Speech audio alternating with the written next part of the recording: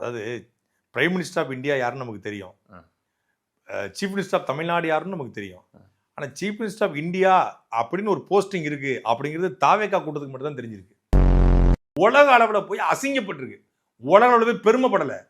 தளபதினு சொன்ன உடனே அந்த பையன் என்ன சொல்றான், கிட்டத்தட்ட 4.5 கோடி சப்ஸ்கிரைபர் வச்சிருக்கான். 1-2 இல்லை, 4.6 crore சப்ஸ்கிரைபர் வச்சுக்கக்கூடிய ஒரு வேர்ல்டுலே பெரிய விளாக் சேனல் வந்து ஸ்பீடு.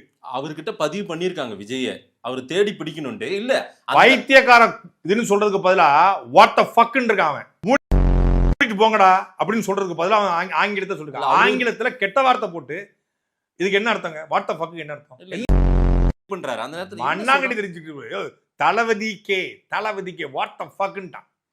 பூன்னு துப்பி அனுப்பிச்சிருக்காங்க, காரி துப்பி அனுப்பிச்சிருக்காங்க. இவர் தன்னை நிரூபிக்கவே இல்லை. கட்சி ஆரம்பிச்சு கிட்டத்தட்ட 22 மாசம் ஆச்சு. பிப்ரவரி 2ஆம் தேதி வந்து 2 வருஷம் ஆக போகுது. உங்களை போல எத்தனையோ ஊடகங்கள் எவன்ட்ட மைக்க நீட்டுவீங்க, நீங்க எங்க கொண்டு மைக்க வைப்பீங்கன்னு தெரியாது. மாதேஷ் மாதிரி ஆளுக்கெல்லாம் மைக்க கொண்டு போய் எங்கிட்டு சொருவீங்கன்னு தெரியாது, சொருவீங்க. திரைப்படம்னா பண்ணுவாரு, ஆனா இங்க பண்ண முடியாது. கார்ல இருந்து குதிச்சு பண்ண முடியாது. யதார்த்த நமக்கு புரியும். அவர் ஒன்றும் ஸ்பைடர் மேனோ சூப்பர் மேனோ கிடையாது. பேண்ட்டுக்கு மேல ஜட்டியை போட்டுட்டு ஓடி வர்றதுக்கு வாய்ப்பு இல்லை. இப்ப போக முடியுமா இந்த சூழ்நிலைக்கு? அவர் போக முடியுமா? இப்ப மழை பெய்து போக முடியாது. நாளைக்கு காலைல மழை நின்னோடனே போலாம்.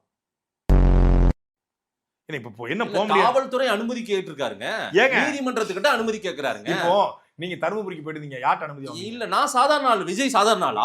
புடிங்கியா பெரிய புடிங்கியான்னு கேக்குறேன். என்ன ஃப்ரீடமா விட்டாங்கன்னா அவர் தான் சொன்னாரு, என்னால கையை தூக்க முடியல, காலை தூக்க முடியல, என்னால பேச முடியல, இத்தனை நிமிஷம் தான் பேசணும், இப்படி இல்லாம எனக்கு இல்லன்னா மட்டும் அறுத்து அப்படியே தள்ளி வரலாற கொட்டிடுவாரு.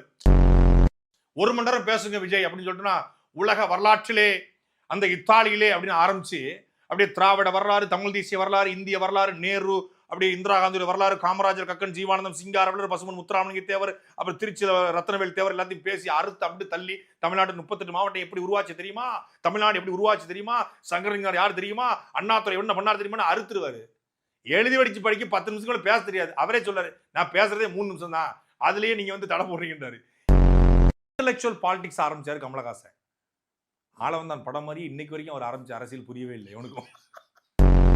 செஞ்சிருக்காரு. இப்பவுமே அவர் வந்து ஆர்டிஜிஎஸ் மூலமா பணங்கள் ஆட்டிக்கிட்டு கொடுத்தாரா?